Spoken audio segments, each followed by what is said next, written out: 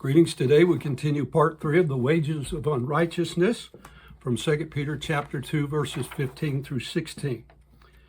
We begin today Numbers 24 and verse 1 when it says, "And when Balaam saw that it pleased the Lord to bless Israel, he went not as at other times to seek for enchantments, but he set his face toward the wilderness." Now I believe that this verse strongly implies that Balaam had been seeking a way around God's express will in order to obtain what he wanted.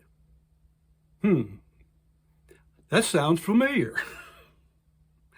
Verses 2 through 9 records a third and very full blessing upon the nation of Israel.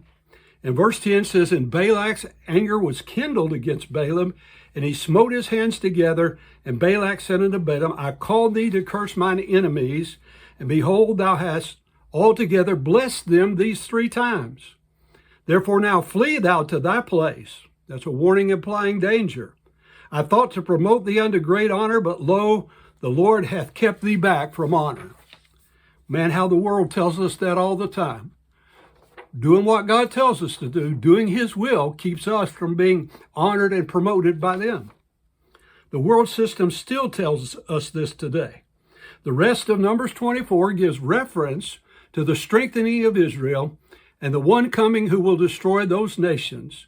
You should compare Genesis 49:10 to Numbers 24:17, where it refers to the scepter and the star of Jacob who is to come, certainly Old Testament references to the coming of Jesus Christ. So verse 25 of Numbers 24 says, "And Balaam rose up and went and returned to his place, and Balak also went his way." As we turn to the beginning of Numbers 25 chapter, we're given details of an effect among the children of Israel. However, the cause is not expressed. Numbers 25:1 says, "In Israel abode in Shittim, the people began to commit whoredom with the daughters of Moab. And they called the people unto the sacrifices of their gods, their idol gods, and the people did eat and bowed down to their gods. And Israel joined himself unto Baal Peor, and the anger of the Lord was kindled against Israel. And the Lord said unto Moses, Take all the heads of the people, and hang them up before the Lord against the sun, that the fierce anger of the Lord may be turned away from Israel.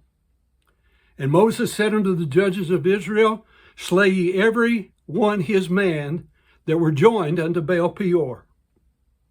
So here's my question. How did we get from Balaam's 3 blessings upon Israel to them being chastened by God for breaking the first commandment and participating in idol worship? 2 Peter 2:15 calls what Balaam did the way, or the road of Balaam.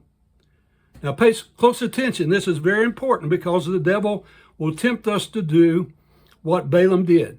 That word road or way is Strong's 3598, odos, which means a route. 2 Peter 2:15 describes the way of Balaam by means of 2 expressions. One, what he did. He forsook the right way and went astray. And 2, why? Because he loved the wages of unrighteousness.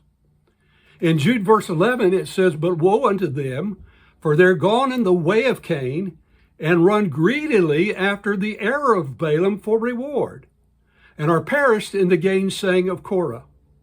Jude 11 tells us that many apostates have run greedily after the error of Balaam for reward. These have not just walked down his route, but they've run down this road motivated by greed.